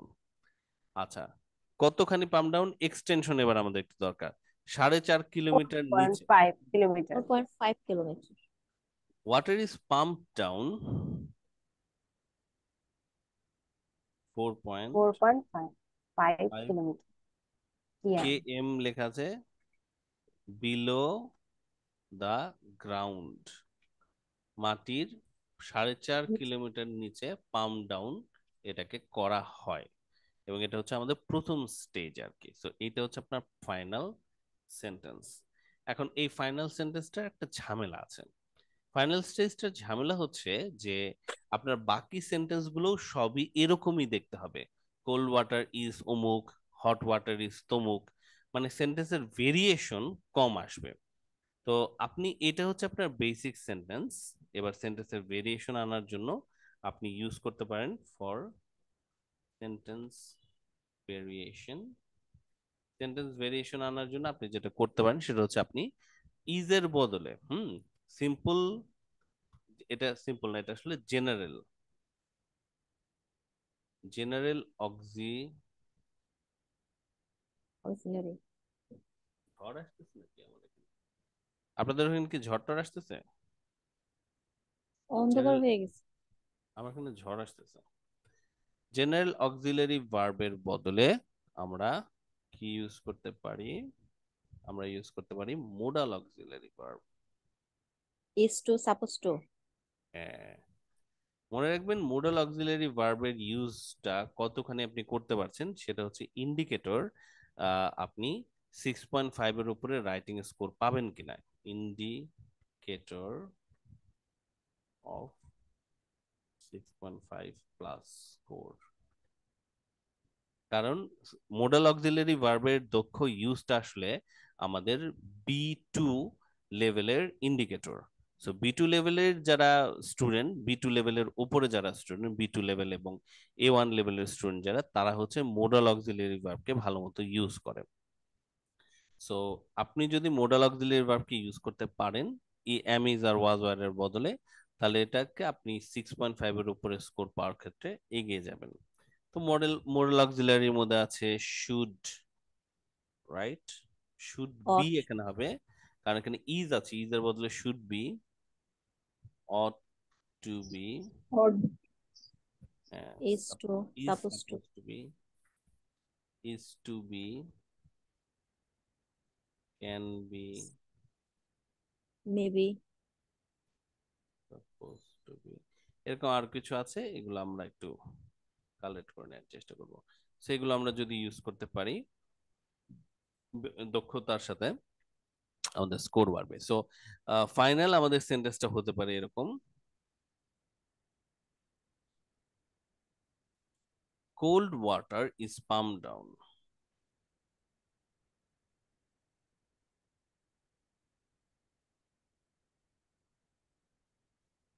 Cold water is supposed to be pumped down. এটাকে পাম্প ডাউন করতে হবে 4.5 কিলোমিটার বিলো দ্য গ্রাউন্ড। তাহলে এক জায়গায় আপনি ইজ সাপোজ টু বি দিলেন, আরেক জায়গায় আপনি ইজ টু বি দিলেন, আরেকটা জায়গায় should be, can B, could be, situation বুঝে আপনি যদি এগুলোকে ইউজ করতে পারেন আপনার সেন্টেন্সের ভেরিয়েশনটা কিন্তু সুন্দর হবে। সো এবার আমরা চলুন মূল রাইটিং এর দিকে একটু যাই। এটা আমরা যেটা করলাম সেটা হচ্ছে ডায়াগ্রাম আন্ডারস্ট্যান্ডিং। আমি আপনাদেরকে একটু দেখতে দিচ্ছি ছবিটা, আরেকবার আপনারা একটু দেখুন এবং আপনারা সেন্টেন্স আমরা ভেরিয়েশনটা কিভাবে করলাম সেই ভেরিয়েশনটাকে আপনারা একটু খেয়াল করুন।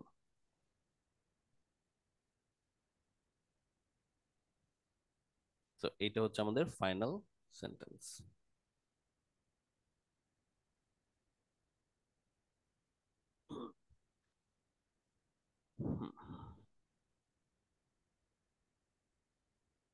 ওকে, তো চলুন এবার আমরা রাইটিং চলে যাই। আমাদের ইন্ট্রোডাকশন লেখা হয়েছে, এবার আমরা বডি প্যারা 1-এ এভাবে বাকি অংশগুলোকে লেখা শুরু করব।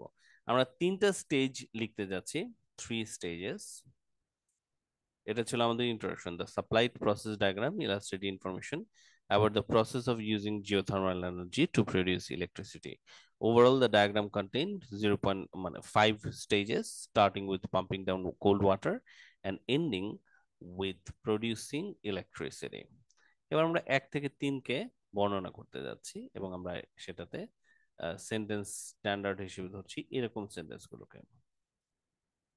কিন্তু এখানে আমাদের একটা জিনিস এবার লাগবে স্টেজগুলোর সাথে, সেগুলোকে হচ্ছে কোহেরেন্স, কানেকটিভ ওয়ার্ডস আর কি। যেমন আমরা প্রথম স্টেজ হচ্ছে এটা, তাই না? প্রথম step cold water is suppose to be pump down, এত এটা দিয়ে তো আমরা একেবারে শুরুতে শুরু করতে পারি না, আমাদেরকে এটার আগে একটু কথা বলে শুরু করতে হবে। আমরা হয়তো বলবো at the beginning of the প্রসেসের শুরুতে cold water is supposed to be pumped down 4.5 kilometer below the ground. এভাবে হচ্ছে আমরা লিখলাম। তারপর লিখবো after that কি হচ্ছে দেখি আমরা। আফটার দ্যাট পাম্প হচ্ছে, হ্যাঁ আচ্ছা। এরপর দেখুন ইনজেকশন ওয়েল দিয়ে এটাতে গ্রাউন্ড ওয়াটারে পাঠানো হচ্ছে, তাই না? জিওথার্মাল জোনে আর কি। ছবিটা যদি আমরা একটু দেখি, তো ইনজেকশন ওয়েল দিয়ে এটাকে জিওথার্মাল জোনে পাঠানো হচ্ছে। তাহলে কোল্ড ওয়াটার জিওথার্মাল জোনে যাচ্ছে বা পাঠানো হচ্ছে। সো এটাকে আমরা কিভাবে লিখতে পারি? এটাকেও কি আমাদের প্যাসিভ ভয়েসে লিখতে হবে নাকি এটাকে অ্যাক্টিভ ভয়েসে লেখা যেতে পারে? আমরা যদি বলি যে এটাকে পাঠানো হয়, হ্যাঁ সেন্ড, তো আমাদের ভার্বটা যদি হয় হচ্ছে send, let's see, main verb হচ্ছে সেন্ড, পাঠানো হয়। তাহলে সাবজেক্ট অ্যাক্টিভ হচ্ছে, দেখেন তো আপনারা এটা বলতে পারেন কিনা, কে ইনজেকশন ওয়েল, কে ও পাঠায়? পাঠানোর লোক তো নাই। আছে, ইনজেকশন ওয়েল। ইনজেকশন ওয়েল একে পাঠাচ্ছে, এই যন্ত্রটা পাঠিয়ে দিচ্ছে। এইটাতে কিন্তু আছে। সব ক্ষেত্রে যে মানে কে করছে সেটা থাকবে না তা কিন্তু সত্য নয়। বা যদি আপনার কাছে সুযোগ থাকে যে অ্যাক্টিভ ভয়েসে লেখার, আপনারা লেখার চেষ্টা করবেন, তাহলে সেন্টেন্সের ভেরিয়েশনটা আসলে আসবে। সাবজেক্ট প্যাসিভ হচ্ছে এখানে। আচ্ছা, আমার আরেকটা জিনিস বোঝার আছে স্যার, জি মানে বলুন। ওই ব্যক্তিটা যে মানুষই হতে হবে এমন কোনো না, কিছু নট না, নেসেসারি, না মেশিনও না, হতে পারে। অবশ্যই অবশ্যই, জাস্ট কে করে, ওকে। কাজটা কে করে আর কি, সেন্ড কে করে। তাহলে ইনজেকশন ওয়েল সেন্ড করে, কাকে সেন্ড করে? কোল্ড ওয়াটারকে সেন্ড করে। কোথায় সেন্ড করে? জিওথার্মাল জোনে, এটা হচ্ছে এক্সটেনশন আর কি। তো এখানে আপনার যে সেন্টেন্সটা তৈরি হবে সেটা অ্যাক্টিভ ভয়েসের সেন্টেন্স হবে। তার মানে শুরুতে থাকবে হচ্ছে the injection well send by, এভাবে হবে। সেন্ড, সেন্ড, এটা present simple tense, third person send singular number, ভার্বের সাথে এস বসে। Send by. Sends cold water in the geothermal zone.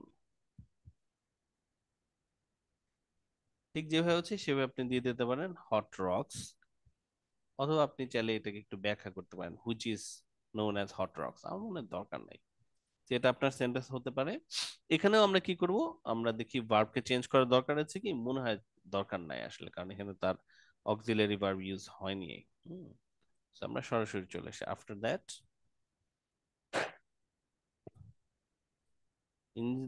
Injection well. Injection ওয়েলটা কোথায় আছে? ওই জায়গায় আছে, এটাও মনে করে দিতে পারেন। After that the injection well placed deep inside the ground, গ্রাউন্ডের অনেক নিচে থাকা ইনজেকশন ওয়েলটা sends cold water in the geothermal zone. এখন পরপর দুই সেন্টেন্সে আমাদের কোল্ড ওয়াটার শব্দটা রিপিট হচ্ছে, আমরা এখানে ইট দিয়ে দিতে পারি, ইট ইন দ্য জিওথার্মাল জোন। ঠিক আছে, তো দেখুন বাক্যটা কেমন হলো। At the beginning of the process, cold water is supposed to be pumped down 4.5 kilometers below the ground. After that, the injection well placed deep inside the ground. এবার দুবার ground শব্দটা চলে আসতেছে, এখানে আপনি গ্রাউন্ডের বদলে ইউজ করতে পারেন আর্থ। আর্থ মানে কি? মাটি। মাটি। এখানে দিতে হবে বড় হাতের আর্থ, কারণ এখানে আপনি মাটি না পৃথিবীকে আসলে বোঝাচ্ছেন। Deep inside the earth sends it in the geothermal zone, geothermal জোনে এটাকে পাঠিয়ে দিচ্ছে। ওকে, তাহলে আমাদের দুটো স্টেজ শেষ। জিওথার্মাল জোনে পানিটা গরম হয়ে যাচ্ছে, যেটাকে প্রোডাকশন ওয়েল দিয়ে আবার মাটির উপরে পাঠিয়ে দেওয়া হচ্ছে, পাম্পড আপ করা হচ্ছে। এই লাইনটা এবার আমি একসাথে লিখে ফেলছি। Here products.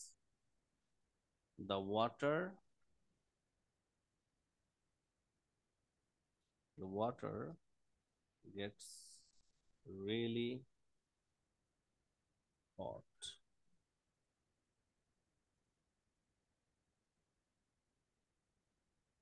Hot water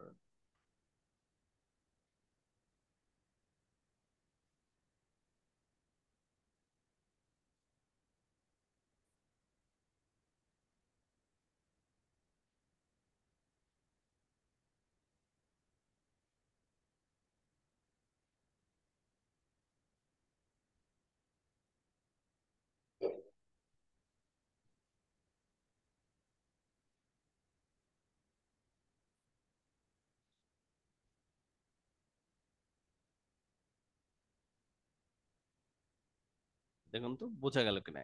Here the water gets really hot and then this hot water should be pumped back to the ground by the production well. শেষ কিন্তু। তো এরই সাথে সাথে আমাদের প্রথম অংশটুকু শেষ হয়ে গেল। ঠিক আছে, এরপর আপনি হচ্ছে পরের অংশটুকুতে বর্ণনার দিকে যাবেন।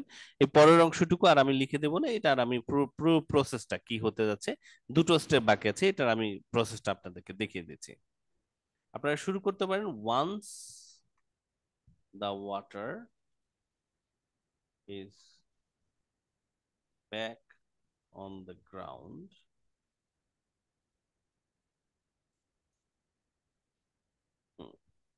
এরপরে এটাকে কি করা হয় সেই জিনিসটা আপনারা বর্ণনা করবেন। বর্ণনা করে বলবেন যে এখানে স্টিমে পরিণত করা হয়, কনডেন্স করে স্টিমে পরিণত করা হয়, স্টিমটাকে পাঠানো হয় টারবাইনে, টারবাইনটা ঘুরে ইলেকট্রিসিটি উৎপাদন করে। এই দুইটা স্টেপ আপনাদের জন্য আমি হোমওয়ার্ক আকারে রেখে দেব, আপনারা সবাই এটাকে একটু লেখার চেষ্টা করবেন। ছবিটা আমি আপনাদেরকে দিয়ে দিচ্ছি। সো এই অংশে এসে আপনারা বলবেন ব্যাক, এর মানে গ্রাউন্ডে ব্যাক করার পরে কি ঘটতে যাচ্ছে। হুম, এইটা ঘটতে যাচ্ছে।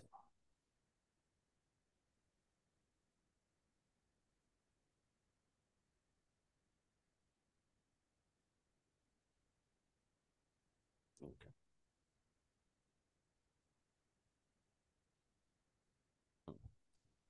Once the water is back on the ground, একবার যখন এটা গ্রাউন্ডে ব্যাক করছে, তারপর এটাকে কনডেন্সড করে ফেলা হচ্ছে, ভার্বটা হচ্ছে কনডেন্সড। তারপরে সাবজেক্টকে খেয়াল করুন, স্টিমকে পাঠানো হচ্ছে টারবাইনে, টারবাইনটা ঘুরে যাচ্ছে স্টিম দ্বারা এবং ইলেকট্রিসিটি জেনারেট করছে, powered by the turbine and produce electricity. সেই ইলেকট্রিসিটিকে গ্রিডে দেন পরবর্তীতে ইউজের জন্য গ্রিডে পাঠিয়ে দেওয়া হচ্ছে। এই কয়েকটা ভার্ব আপনারা লিখতে পারবেন কিনা আমি আপনাদেরকে ছোট ছোট করে ভার্ব গুলো বলছি।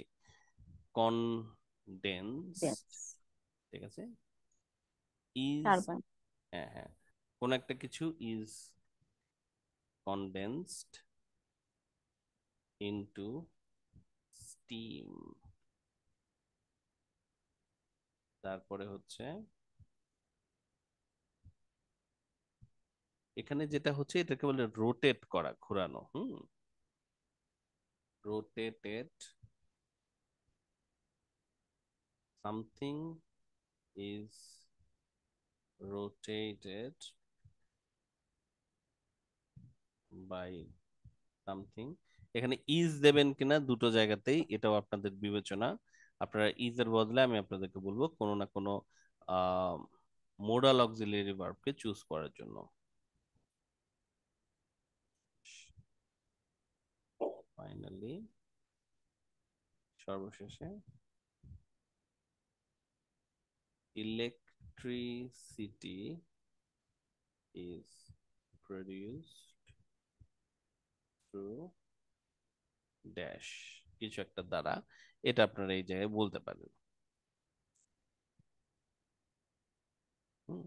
এরপর আপনারা চাইলে এখানে শেষও করে দিতে পারেন, অথবা আপনারা একটা লাইনে অ্যাড করতে পারেন যে সেটা ন্যাশনাল গ্রিডে অ্যাড হচ্ছে, কিন্তু অতিরিক্ত কোনো কমেন্ট করা যাবে না যে সেই ইলেকট্রিসিটি আমাদের কাজে ব্যবহার হচ্ছে, সেই ইলেকট্রিসিটি দিয়ে পৃথিবীর রনস হচ্ছে এরকম কোনো আজাইরা কথা যেটা ছবির ভিতরে নাই সেটা লেখা যাবে না। ঠিক আছে, স্ট্রিক্টলি আপনি ছবিকে মেনটেন করতে হবে। সো এইটা হচ্ছে আমাদের মোটামুটি রাইটিং এর পার্ট। ওকে, সো এই স্ক্রিনশটটা আপনারা নিয়ে নিতে পারেন যারা যারা এক্সামিনি গ্রুপে নাই। আর যারা এক্সামিনি গ্রুপে আছেন আপনাদের জন্য এই অংশটুকু আমি আপনাদেরকে স্ক্রিনশটটা দিয়ে দিচ্ছি, আর তাহলে ভাইয়া ইন্ট্রোডাকশনটা আপনাদের টাস্ক ওয়ানে আমরা ভার্ব, তারপর হচ্ছে টেন্স আর ভয়েস, এগুলো বেশি ইম্পর্টেন্ট। হ্যাঁ, কারণ ও ও স্কোর তোলার জায়গায় তো আসলে ওই জায়গাটুকুই, খুব বেশি তো জায়গা নাই আমাদেরকে স্কোর তোলার। তো ওই জায়গাগুলোকে আমরা ইউজ করব হচ্ছে স্কোর তোলার জন্য। ঠিক আছে, সো এটা হচ্ছে স্যার ইন্ট্রোডাকশন। একটা কোয়েশ্চেন ছিল। জি জি জি, বলুন।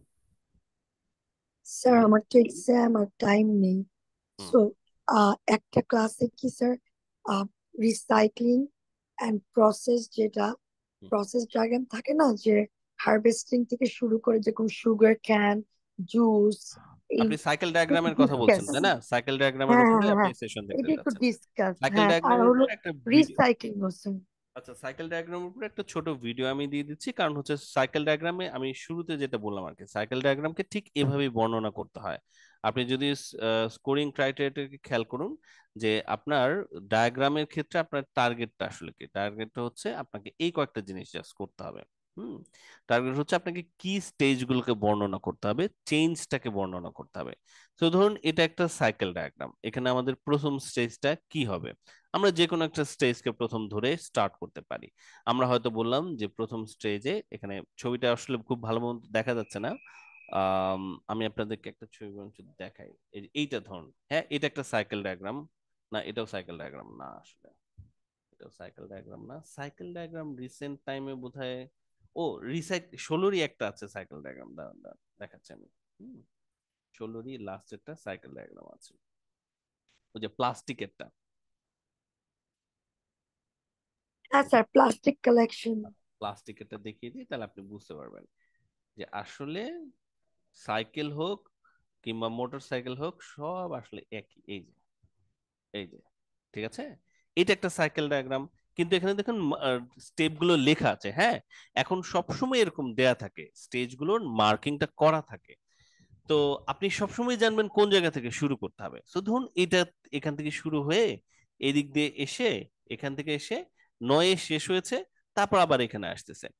এখন আপনার মনে আছে যে আপনাকে এই 9টা স্টেজের মধ্যে 2 ভাগ করতে হবে। মেজর পরিবর্তন কোন জায়গায় হচ্ছে। সো আপনি ছবিগুলোর দিকে দেখলেন, এখানে প্লাস্টিক ফেলতেছে, ময়লা নিয়ে যাচ্ছে, প্লাস্টিক রিসাইকেল করতেছে, সর্টিং করতেছে, মানে কোনগুলোকে ওরা রিসাইকেল করবে, করে কম্প্রেস করে ব্লকে পরিণত করছে, ব্লকটাকে আবার ক্রাশ করে গুঁড়া গুঁড়া করে ফেলছে, গুঁড়াটাকে আবার ওয়াশ করছে, ওয়াশ করে প্লাস্টিক পেলেট ওরা পাচ্ছে, প্যালেট গুলোকে আবার হিট করে র ম্যাটেরিয়াল বানায় ফেলতেছে, বানায় র ম্যাটেরিয়াল দিয়ে আবার ওরা জিনিসপত্র বানাচ্ছে, সেই জিনিসপত্র ইউজ করে আবার ফেলে দিচ্ছে। সবাই বুঝতে পারলেন? এইটা হচ্ছে সাইকেল, রাইট? এবার আমরা একটু চিন্তা করি তো, এখান থেকে আমরা 1 থেকে শুরু করে এন, মানে প্রথম পরিবর্তন কোন স্টেজটা আমরা বলবো, বা কোন স্টেজ পর্যন্ত আমরা এক প্যারাগ্রাফে লিখবো, সবাই কি মনে হয় কোন 4 নাম্বার স্টেজে? স্যার পজিশন স্যার, ফার্স্ট প্রথম প্যারাগ্রাফ। তিনটা, স্যার ফার্স্ট 1 তিনটা। 2 3, হ্যাঁ 3 4-এ কি আমরা যাব না যাব না? 4-কে কি রাখবো? 3 রাখা পর্যন্ত যায় ঠিক স্যার, আছে স্যার। আর না স্যার, 3 3 প্যারাগ্রাফ বললে পর্যন্ত আবার গেলে বেশি ঠিক বড় হয়ে ছোট আছে যাবে। হয়ে স্যার। যায় না? 3 হ্যাঁ বললে স্যার। আবার বেশি ছোট হয়ে যাচ্ছে না? 9টা আচ্ছা স্টেজ স্যার, তো, আচ্ছা 4 পর্যন্ত দেখি একটু কষ্ট করে আমরা 4 পর্যন্ত নিয়ে আসি। তাহলে আমরা এই পর্যন্ত কি পাচ্ছি, এই কয়েকটা স্টেজ আমরা হচ্ছে মানে প্লাস্টিক থেকে শুরু করে সেটাকে, মানে আমরা একটা ব্লকে পরিণত পর্যন্ত করেছি, মানে এটাকে আমরা রিসাইকেলের জন্য রেডি করেছি। তো আপনি বললেন এই how plastic bottles are recycle, একটু আগে আমি আপনাদের দেখালাম না যে হাউ দিয়ে যদি থাকে সেটাকে আমরা কিভাবে প্যারাফ্রেজ করতে পারি। হাউ থাকলে আমরা এইভাবে প্যারাফ্রেজ করতে পারি। বোঝা গেল? এই যে হাউ সাবজেক্ট ইজ ভার্ব 3, দেখুন এখানে ওরা কি বলেছে, how plastic bottles are recycled. লেখা যাবে না যাবে না, কি মনে হয়? এটাকে প্যারাফ্রেজ ইয়েস কিভাবে স্যার, করবো আমরা? ফার্স্টে ট্রাশ থেকে না না কালেক্ট না না, হাউ আছে তাহলে হাউ প্রসেস প্লাস্টিক দিতে হবে বোটলস স্যার। আর রিসাইকেলড, এই লাইনটাকে ও আচ্ছা আচ্ছা আচ্ছা। প্যারাফ্রেজ কিভাবে করব? হাউ সাবজেক্ট ইজ ভার্ব 3, তাহলে কি বলবো আমরা সবাই? the process of করতে হবে sir. How plastic bottle is How the process of plastic bottle is collected and recycled, something like that. আচ্ছা, আপনাদের সহজভাবে দেখাচ্ছি। দেখুন, আমি আপনাদের বলেছিলাম যে স্ট্রাকচারটা হচ্ছে এরকম। ওকে, একটু দেখিয়ে রাখি। এটা হচ্ছে আপনাদের আজকের প্রশ্নের লাইন। আমি আপনাদের বলেছিলাম এই দুই স্ট্রাকচারের কোনো না কোনো স্ট্রাকচার আপনারা পাবেন। দেখুন সবাই স্ক্রিনে। process of recycling plastic bottle? the process of how plastic bottles are recycle, paraphrase কিভাবে করবেন এটাকে? আর মানে The process of recycling plastic bottle. The process Yes, of sir. Recycling Recycling the plastic plastic bottle. Bottles. Plastic plastic bottle. bottle হ্যাঁ, তাহলে আমি বলেছিলাম না যে এইভাবে আপনারা কি কোনো না কোনো ভাবে এই দুটা সেন্টেন্সের স্ট্রাকচার মনে রাখলেই প্যারাফ্রেজ আপনারা করতে পারবেনই। নাও আপনারা প্যারাফ্রেজ করতে পারলেন। এবার 1 নম্বরে আপনি কি হচ্ছে বলেন তো দেখি। এটাকে ফেলা হচ্ছে, রাইট? তাহলে কে ফেলছে? এটা কিন্তু আছে, তাই না? মানুষজন ফেলে। তাহলে মানুষজন ফেলে বোটলসকে ওয়েস্ট, Trash. হ্যাঁ ট্র্যাশ, ট্র্যাশ বক্সে ট্র্যাশ গুলোকে বা প্লাস্টিক বোতলকে ফেলছে Bin. ট্র্যাশ বক্সে বা বিনে, ট্র্যাশ বিনে ফেলছে। তারপর আমরা এখানে দেখতে পাচ্ছি ট্র্যাশ বিনকে রিসাইক্লিং সেন্টারে গাড়ি দিয়ে নিয়ে আসা হচ্ছে। কে আনছে? দেয়া নাই। কাকে Truck. আনা হয়? কাকে আনা হয়? Plastic Bottle. bottle. Bottle. বোটলসকে। Bottle. তাহলে ট্র্যাশ গুলোকে trashes are trashes are brought, trashes are brought to the recycling centre. ওই যে আমরা এখানে যেভাবে পড়েছিলাম আসলে, যে আমাদেরকে Sir, কি একটি করতে ট্রাক হবে? দিতে পারি না? ট্রাক বা van, through the hmm, van. হ্যাঁ, ও থ্রু দ্য ভ্যান, ওটা হচ্ছে যে প্রিপোজিশন যোগ করে বাই দ্য ভ্যান আর কি, ভ্যানের মাধ্যমে আমরা প্রিপোজিশন যোগ করে আচ্ছা। এক্সটেনশন অ্যাড করতে পারি। সো আবার আমরা ব্যাক করি। তাহলে এখানে ওয়া- এই ইগুলোকে অ্যাপ্রোপ্রিয়েট প্লাস্টিক বোতলগুলোকে সর্ট করা হয়। তাহলে আপনি দুভাবে লিখতে পারেন, appropriate plastic bottles are sorted, অথবা আপনি বলতে পারেন দ্য লেবার্স বা পিপল ম্যানুয়ালি সর্ট, ম্যানুয়ালি তারা কি করে? সর্ট করে, যেহেতু মেইন ভার্ব এখানে sort, Sir, manually forward to sort, হ্যাঁ sort the appropriate plastic bottles. তারপরে সেই প্লাস্টিক বোতলস গুলোকে কম্প্রেস করে ব্লকে পরিণত করা হয়। এখানে মেইন ভার্ব হচ্ছে কম্প্রেস। কাকে কম্প্রেস করা হয়? plastic bottle. প্লাস্টিক প্লাস্টিক বোতল। বটল। প্লাস্টিক বোতলকে কম্প্রেস করা হয়। তাহলে প্লাস্টিক বোতলস আর বা প্লাস্টিক্স আর কম্প্রেসড ইনটু ব্লক। এই যে আর যে আমি বললাম, আর এর বদলে আপনারা কোনো মোডাল ভার্ব যদি ইউজ করেন আপনাদের স্কোর বাড়বে। যেহেতু মোডাল ভার্বটা আসলে B2 লেভেলের indicator. So plastic bottles are suppose to be compressed into blocks, এইভাবে যদি আপনারা বলতে পারেন তাহলে ভালো হয়। এই পর্যন্ত বলার পরে আপনাদের প্রথম প্যারাগ্রাফটা আসলে শেষ। তারপর সেকেন্ড প্যারাগ্রাফকেও একইভাবে আপনারা বর্ণনা করবেন। এখানে ক্রাশ করা হয়, কাকে ক্রাশ করা হয়?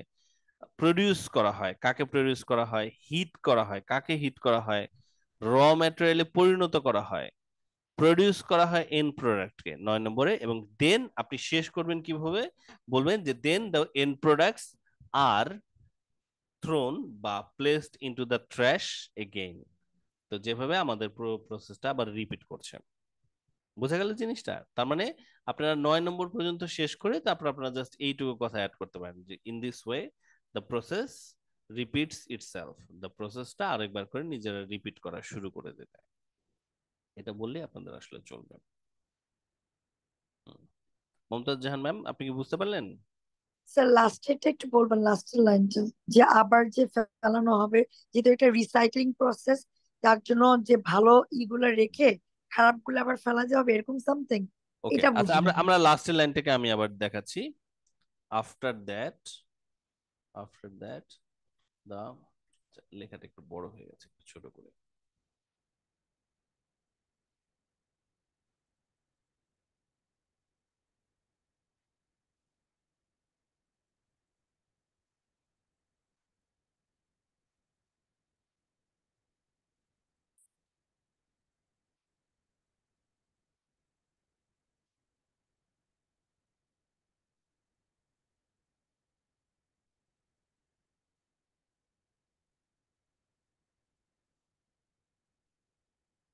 এটা বলে আমাদের 9 নম্বরটা শেষ হলো। এটুকু তো ঠিক আছে, রাইট? 9 নম্বর স্টেজটাকে আমরা বর্ণনা করলাম। Then the raw material should be used for producing end products. দেন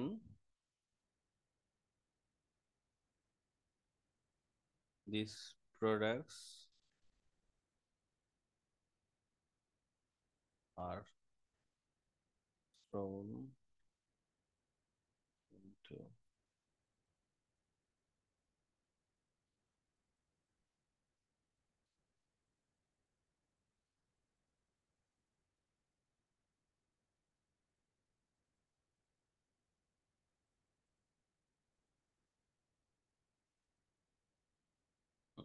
এটা কেমন হলো দেখুন তো, এই লাইনটা আপনাদের কেমন মনে হচ্ছে? After that the raw material should be used for producing end products, then this products are, এটা আমাদের আসলে হচ্ছে ওই লাস্টের লাইনটা অ্যাকচুয়ালি। এটা আমাদের 9 নম্বর স্টেজ। হ্যাঁ, এটা 9 নম্বর স্টেজ। আর এই লাইনটা আপনারা হচ্ছে এডিশনালি অ্যাড করলেন, সেটা হচ্ছে তাহলে দিস এটা প্রোডাক্টস আর। প্রত্যেকটা রিসাইক্লিং এর জন্যই কি স্যার এই লাস্টের লাইনটা আমরা অ্যাড করব? লাস্টের লাইনের সাথে প্রথম লাইনটার কানেকশন করিয়ে দিবেন আর কি। তো যেমন ধরেন আবার আরেকটা প্রসেসে আপনি হয়তো দেখলেন যে করলো, কি বলে যে ওই স্যামন ফিশ জন্মচক্র আর কি। তাহলে আপনি হয়তো বলেন যে after 9 months the salmon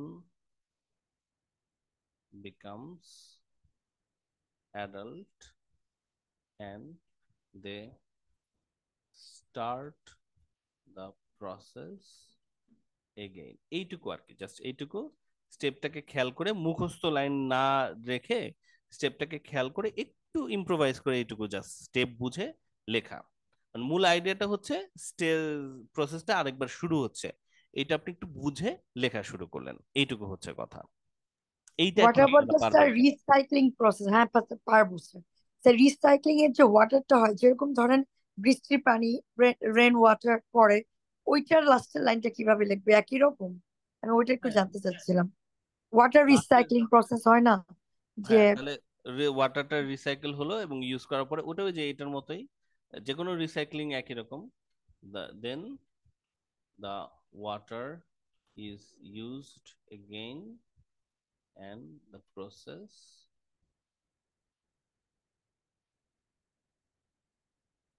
begins। এভাবে হয়তো আপনি লিখতে পারেন। আচ্ছা, রাইট, ওই যে ওয়াটারটাকে ইউজ করা হলো এন্ড দ্য প্রসেস বিগিনস, প্রসেসটা আবার শুরু হয়ে গেল, এরকম আর কি, যে প্রসেসটা আরেকবার শুরু হচ্ছে, এইটুকু আপনি জাস্ট কথাটা লিখে দিতে পারবেন কিনা, সিচুয়েশনটা বুঝে ফিল করা আর কি, যে হ্যাঁ এই ওকে স্টেজের স্যার, পরে থ্যাংক আবার ইউ স্যার, জিনিসটা। বুঝছি। স্যার আরেকটা জিনিস স্যার লাস্ট, সেটা হলো যে যেরকম আমরা লাইক জুস বানাই না, সুগার ক্যানের জুস বা any juice in the factory, ওখানে যে বানানো হয় ওই প্রসেসের, আপনি একটু আগে এই যে এইটা যেটা দেখালেন, এরকম মানে এটা না, ওটা তো ফার্মিং থেকে স্টার্ট হয় তাই না, হারভেস্টিং, ওইটার ব্যাপারে আমি একটু জানতে চাচ্ছিলাম স্যার। প্রথমে আপনি হারভেস্ট করা হয়, তারপরে সবগুলো নেওয়া হয়। সবগুলো একই রকম হবে, বাট আপনার যদি স্পেসিফিক কোনো প্রবলেম আপনি ফেস করেন, ওটা ছবি তুলে এক্সামিনি গ্রুপে আপনি পোস্ট করে দিন, তাহলে আমি বা অন্য কেউ যদি ওটা বুঝতে পারে, সে সাথে সাথে আসলে লিখে দেবে। রাইট, তো আমি জাস্ট স্পেসিফিক কোনো ওটার ছবি মানে ছবি ইন্ট্রোডাকশন ওভারঅলটা নিয়ে একটু প্রবলেম, যে ফার্স্টে তো হারভেস্ট করা হলো, সরি, করা হলো, কালটিভেট করা হলো তাই না, তারপর ওখান থেকে কালেক্ট করলাম, ম্যাম হারভেস্টিংটা, ছবিটা না ওইটা। দেখে বলা যাবে না আসলে এভাবে। আচ্ছা আচ্ছা হ্যাঁ, আচ্ছা ছবিটা স্যার। না দেখে বলা যাবে না, আপনি যে ছবিটাতে প্রবলেম স্ট্রাগল ফিল করছেন হ্যাঁ, ওটা ছবি তুলে গ্রুপে সেন্ড করে দিন, না, তাহলে হবে। এরকম কয়েকটা আছে, অসুবিধা নেই, একটা দিলেই আচ্ছা, হবে না? ছবিগুলো হ্যাঁ পাঠিয়ে দিন, তাহলেই হবে। ওকে আচ্ছা, sir, thank you okay, sir. So সবাই আবার একবার আমরা একটু খেয়াল করি আমাদের হোমওয়ার্কটা সম্পর্কে। আমাদেরকে সেকেন্ড প্যারাগ্রাফটা শুধু লিখতে হবে, তাহলে আমাদের এটা চলবে। আমরা আজকে ডায়াগ্রাম আলোচনা করলাম, আমি একটু আপনাদেরকে রিভাইজ করে দিচ্ছি যে ডায়াগ্রাম আলোচনায় আমরা আসলে কি পড়েছি। স্যার এই ভিডিওটা একটু দেন। হ্যাঁ, তো আইএলটিএস এর এক্সামিনেশনে আমরা দেখেছি যে ডায়াগ্রাম মাঝে মাঝে আসে, এটা খুব ইম্পর্টেন্ট, মানে খুব যে ফ্রিকোয়েন্টলি আসে তা না, বাট এটার উপর আমাদের প্রিপারেশন নিয়ে রাখতে হবে। তো ডায়াগ্রাম টাইপের ভেতরে দু ধরনের ডায়াগ্রাম আসে, প্রসেস এবং সাইকেল, বাট 2023 সালের যে স্কোরিং ক্রাইটেরিয়া অনুযায়ী এই দুটো টাস্কই একইভাবে আসলে লেখা যেতে পারে। এটা হচ্ছে প্রসেস, যেখানে স্টেজ 1 থেকে স্টেজ এন পর্যন্ত গিয়ে শেষ হবে, আর সাইকেল হচ্ছে স্টেজ 1 থেকে গিয়ে এনে গিয়ে আবার স্টেজ 1-এ ফেরত আসবে। টার্গেট গুলো হচ্ছে এরকম, আপনাকে কি স্টেজ গুলোকে বর্ণনা করতে হবে, চেঞ্জটা দেখাতে হবে, সাবজেক্ট ভার্ব এগ্রিমেন্ট ঠিক রাখতে হবে, টেন্স ভুল করা যাবে না। তো আমরা একটা ছবি নিয়ে করছিলাম কেমব্রিজ 12 পেজ 92-তে আমরা টপিকটা পড়লাম এবং আমরা ছবিটা বুঝে নিলাম যে এটা আসলে মাটির নিচে স্যার আমার কলজাতা একটু পাখি কোয়েশ্চেন আছে। কর্মচার পাঠাচ্ছে। একটু পরে আমি প্রশ্ন নিচ্ছি।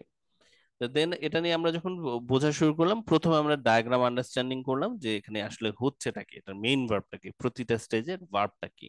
তারপর আমরা চিন্তা করলাম যেই স্টেজের কথা আমরা ভাবছি সেই স্টেজে কে করতেছে এই কাজটা। যদি কে করে সে কথাটা উল্লেখ থাকে তাহলে সেটাকে অ্যাক্টিভ ভয়েসে লেখা যায়, যদি কে করে সে কথাটা উল্লেখ না থাকে তাহলে তাকে প্যাসিভ ভয়েসে লিখতে হয়।